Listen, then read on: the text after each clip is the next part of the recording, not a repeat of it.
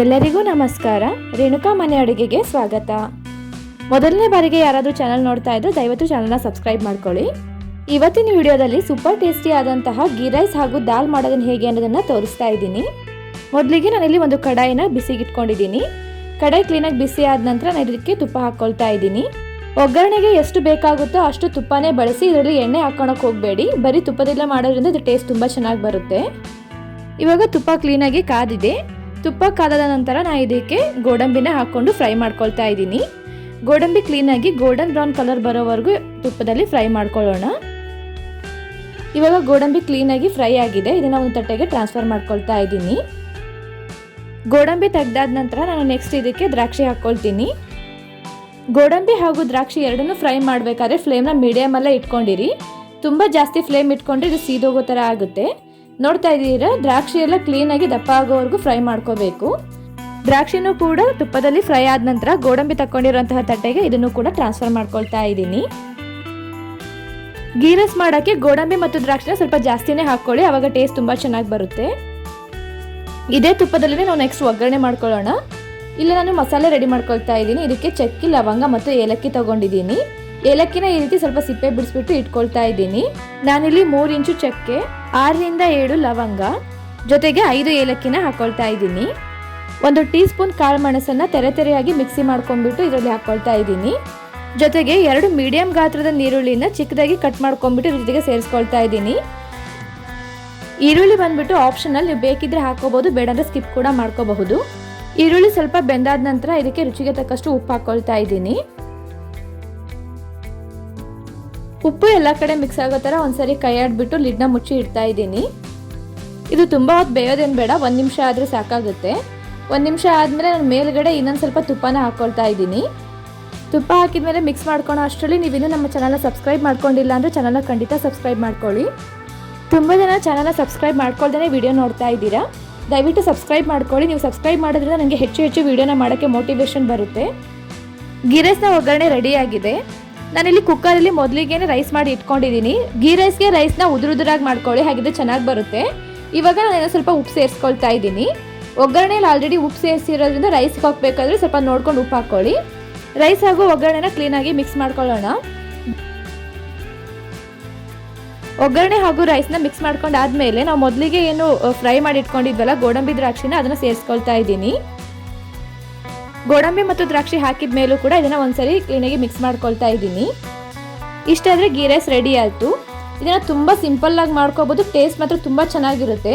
ನೀವು ಮನೇಲಿ ಇದೊಂದ್ಸರಿ ಮಾಡಿ, ಎಲ್ರಿಗೂ ತುಂಬ ಇಷ್ಟ ಆಗುತ್ತೆ. ಇದು ತುಂಬ ಮೈಲ್ಡ್ ಟೇಸ್ಟ್ ಇರೋದ್ರಿಂದ ಇದ್ರ ಜೊತೆಗೆ ದಾಲ್ ಮಾಡಿಕೊಂಡ್ರೆ ಕಾಂಬಿನೇಷನ್ ತುಂಬ ಚೆನ್ನಾಗಿರುತ್ತೆ. ಹಾಗಾಗ್ಬಿಟ್ಟು ನಾನು ಗೀ ರೈಸ್ ಜೊತೆಗೆ ದಾಲ್ ಮಾಡಿದ್ದೀನಿ. ದಾಲ್ ಮಾಡೋ ರೆಸಿಪಿನೂ ಕೂಡ ಇವಾಗ ತೋರಿಸ್ತಾ ಹೋಗ್ತೀನಿ. ದಾಲ್ ಮಾಡೋಕ್ಕೆ ನಾನಿಲ್ಲಿ 2 ಕಪ್ ಆಗುವಷ್ಟು ತೊಗರಿಬೇಳೆ ತೊಗೊಂಡಿದ್ದೀನಿ ಹಾಗೂ 1 ಕಪ್ ಆಗುವಷ್ಟು ಹೆಸರು ಬೇಳೆ ತೊಗೊಂಡಿದ್ದೀನಿ. ಬೇಳೆನ ವಾಶ್ ಮಾಡ್ಕೊಳ್ಳೋದಾದ್ಮೇಲೆ ನೀರನ್ನು ಸೇರಿಸಿದ್ದೀನಿ. ಜೊತೆಗೆ ಉಪ್ಪು ಹಾಗೂ ಅರಿಶಿನ ಪುಡಿನ ಸೇರಿಸಿ ನಾನು ಕುಕ್ಕರಲ್ಲಿ ಇಡ್ತಾ ಇದ್ದೀನಿ. ತೊಗರಿಬೇಳೆ ಜೊತೆಗೆ ಹೆಸರು ಬೇಳೆನೂ ಸೇರಿಸ್ಕೊಂಡಿರೋದ್ರಿಂದ ದಾಲ್ ಬಂದ್ಬಿಟ್ಟು ಸ್ವಲ್ಪ ತಿಕ್ಕಾಗಿ ಬರುತ್ತೆ. ನಾನು ಬೇಳೆನ 3 ವಿಜಲ್ ಹೊಡೆಸ್ಕೊಂಡಿದ್ದೀನಿ. ಕುಕ್ಕರ್ ಆರಿದ ಮೇಲೆ ಇವಾಗ ಓಪನ್ ಮಾಡಿ ತೋರಿಸ್ತಾ ಇದ್ದೀನಿ. ಎಷ್ಟು ಕ್ಲೀನಾಗಿ ಬೆಂದಿದೆ ನೋಡಿ. ಬೆಂದಿರುವಂತಹ ಬೇಳೆನ ಸ್ವಲ್ಪ ಸ್ಮ್ಯಾಶ್ ಮಾಡ್ಕೊಳ್ಳೋಣ.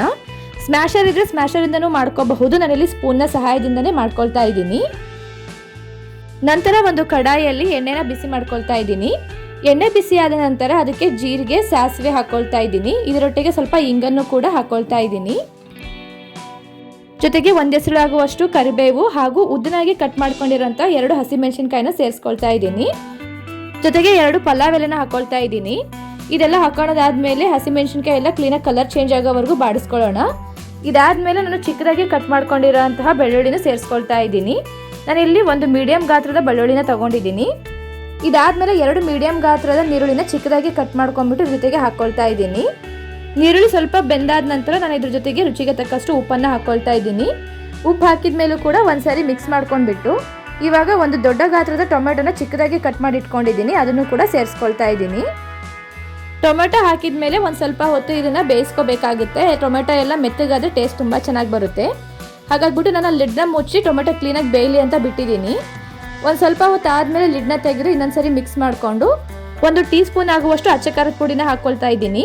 ಮೊದಲಿಗೆ ನಾವು ಆಲ್ರೆಡಿ ಹಸಿಮೆಣಸಿನಕಾಯಿನೂ ಹಾಕ್ಕೊಂಡಿರೋದ್ರಿಂದ ಖಾರನ ಜಾಸ್ತಿ ಹಾಕೋದು ಬೇಕಾಗಲ್ಲ. ಜೊತೆಗೆ 1/4 ಟೀ ಸ್ಪೂನ್ ಆಗುವಷ್ಟು ಗರಂ ಮಸಾಲಾನ ಹಾಕೊಳ್ತಾ ಇದ್ದೀನಿ. ನೀವು ಯಾವುದೇ ಡಿಶ್ ಮಾಡಬೇಕಾದ್ರೆ ಗರಂ ಮಸಾಲ ಲಾಸ್ಟಿಗೆ ಹಾಕ್ಕೊಳ್ಳಿ. ಟೊಮೆಟೊ ಆದಷ್ಟು ಮೆತ್ತಗೆ ಬೇಯೋದ್ರಿಂದ ಟೇಸ್ಟ್ ಚೆನ್ನಾಗಿ ಬರುತ್ತೆ. ಹಾಗಾಗ್ಬಿಟ್ಟು ನಾನು ಇಲ್ಲಿ ಸ್ವಲ್ಪ ನೀರು ಹಾಕಿಬಿಟ್ಟು ಇದನ್ನು ಲಿಡ್ ಮುಚ್ಚಿ ಇನ್ನೊಂದು ಸ್ವಲ್ಪ ಕುದಿಯೋಕೆ ಬಿಡ್ತೀನಿ. ಟೊಮೆಟೊಲ್ಲಿರೋ ಹುಳಿ ಅಂಶ ಎಲ್ಲ ದಾಲಲ್ಲಿ ಬಿಟ್ಕೋಬೇಕು, ಹಾಗಿದ್ರೆ ಟೇಸ್ಟ್ ಚೆನ್ನಾಗಿ ಬರುತ್ತೆ. ಇವಾಗ ಕ್ಲೀನಾಗಿ ಟೊಮೆಟೊ ಎಲ್ಲ ಮೆತ್ತಗಾಗಿ ಕ್ಲೀನಾಗಿ ಕುದಿ ಬಂದಿದೆ. ಇಷ್ಟಾದಮೇಲೆ ನಾನು ಮೊದಲಿಗೆ ಬೇಯಿಸಿಟ್ಕೊಂಡಿರೋಂತಹ ಬೇಳೆನ ಇದ್ರ ಜೊತೆಗೆ ಸೇರಿಸ್ಕೊಳ್ತಾ ಇದ್ದೀನಿ. ಗೀ ರೈಸ್ ಜೊತೆ ಕಾಂಬಿನೇಷನ್ಗೆ ನೀವು ದಾಲ್ ಮಾಡ್ಕೊತಿರ್ಬೇಕಾದ್ರೆ ಆದಷ್ಟು ತಿಕ್ಕಾಗಿ ಮಾಡ್ಕೊಳ್ಳಿ. ಇದು ಸ್ವಲ್ಪ ನೀರಾದರೆ ಚೆನ್ನಾಗಿ ಅನಿಸಲ್ಲ, ಹಾಗಾಗ್ಬಿಟ್ಟು ನಾನು ಜಾಸ್ತಿ ನೀರೆಲ್ಲೂ ಉಪಯೋಗಿಸಿಲ್ಲ. ಬೇಳೆ ಬೇಯಿಸ್ಕೋಬೇಕಾದ್ರೂ ಬೇಯಕ್ಕೆ ಎಷ್ಟು ಬೇಕೋ ಅಷ್ಟು ಮಾತ್ರ ನೀರು ಹಾಕ್ಕೊಂಡು ಬೇಯಿಸ್ಕೊಂಡಿದ್ದೀನಿ. ಇವಾಗಲೂ ಕೂಡ ಸ್ವಲ್ಪ ನೀರು ಹಾಕ್ಕೊಂಡಿದ್ದೀನಿ. ಈ ದಾಲ್ಗೆ ನೀವು ಶುಂಠಿ ಬೆಳ್ಳುಳ್ಳಿ ಪೇಸ್ಟ್ ಬೇಕಾದರೂ ಹಾಕೋಬಹುದು. ಬಟ್ ನಾನಿಲ್ಲಿ ಬರೀ ಬೆಳ್ಳುಳ್ಳಿನ ಚಿಕ್ಕದಾಗಿ ಕಟ್ ಮಾಡಿ ಹಾಕ್ಕೊಂಡಿದ್ದೀನಿ. ನಾನು ಶುಂಠಿನ ಸ್ಕಿಪ್ ಮಾಡ್ಕೊಂಡಿದ್ದೀನಿ. ನೀವು ಪೇಸ್ಟ್ ಹಾಕಿಲ್ಲ ಅಂದರೂ ಕೂಡ ನಾವು ಯಾವ ರೀತಿ ಬೆಳ್ಳುಳ್ಳಿನ ಚಿಕ್ಕದಾಗಿ ಕಟ್ ಮಾಡಿ ಹಾಕ್ಕೊಂಡಿದ್ವಿ, ಶುಂಠಿನೂ ಕೂಡ ಅದೇ ರೀತಿಯಾಗಿ ಚಿಕ್ಕದಾಗಿ ಕಟ್ ಮಾಡಿ ಹಾಕ್ಕೊಂಡ್ರೂ ಚೆನ್ನಾಗಿರುತ್ತೆ. ಎಲ್ಲ ಇಂಗ್ರೀಡಿಯೆಂಟ್ಸ್ ಹಾಕಾದ್ಮೇಲೆ ದಾಲ್ನ ಚೆನ್ನಾಗಿ ಕುದಿಸ್ಕೋಬೇಕು. ನೀವು ನೋಡ್ತಾ ಇದ್ದೀರಾ ದಾಲ್ ಕ್ಲೀನಾಗಿ ಕುದಿ ಬಂದಿದೆ. ಇದಾದಮೇಲೆ ಕೊನೆಯಲ್ಲಿ ನಾನು ಕೊತ್ತಂಬರಿನ ಚಿಕ್ಕದಾಗಿ ಕಟ್ ಮಾಡಿ ಹಾಕ್ಕೊಳ್ತಾ ಇದ್ದೀನಿ. ಇಷ್ಟಾದರೆ ದಾಲ್ ರೆಡಿ ಆಯಿತು. ಇಷ್ಟಾದರೆ ಗೀ ರೈಸ್ ಹಾಗೂ ದಾಲ್ ರೆಡಿ ಆಯಿತು. ನಾನು ಗೀ ರೈಸ್ಗೆ ತುಂಬ ಕಡಿಮೆ ಇಂಗ್ರೀಡಿಯೆಂಟ್ಸಲ್ಲಿ ಮಾಡಿದ್ದೀನಿ, ಹಾಗೂ ಇದು ಟೇಸ್ಟ್ ತುಂಬ ಸಖತ್ತಾಗಿರುತ್ತೆ. ನಾನು ಯಾವಾಗ ಗೀ ರೈಸ್ ಮಾಡಿದರೂ ಕೂಡ ಜೊತೆಗೆ ಕಾಂಬಿನೇಷನ್ಗೆ ದಾಲ್ನ ಪ್ರಿಫರ್ ಮಾಡ್ತೀನಿ. ಕೊನೆಯಲ್ಲಿ ಗಾರ್ನಿಶಿಂಗಿಗೆ ನಾನು ಇನ್ನೊಂದು ಸ್ವಲ್ಪ ಗೋಡಂಬಿ ಹಾಗೂ ದ್ರಾಕ್ಷಿನ ಮೇಲ್ಗಡೆ ಹಾಕ್ಕೊಳ್ತಾ ಇದ್ದೀನಿ. ಮನೆಯಲ್ಲಿ ಮಕ್ಕಳು ಜಾಸ್ತಿ ಖಾರ ತಿಂತಾ ಇರಲ್ಲ ಅನ್ನೋ ಟೈಮಲ್ಲಿ ಈ ರೀತಿ ಮಾಡಿಕೊಡಿ. ಮಕ್ಕಳು ತುಂಬ ಇಷ್ಟಪಟ್ಟು ತಿಂತಾರೆ ಹಾಗೂ ತುಂಬ ಹೆಲ್ದಿ ಕೂಡ ಇದು. ಮನೆಯಲ್ಲಿ ಎಲ್ಲರೂ ಕೂಡ ಇಷ್ಟಪಡುವಂತಹ ರೆಸಿಪಿ ಇದು.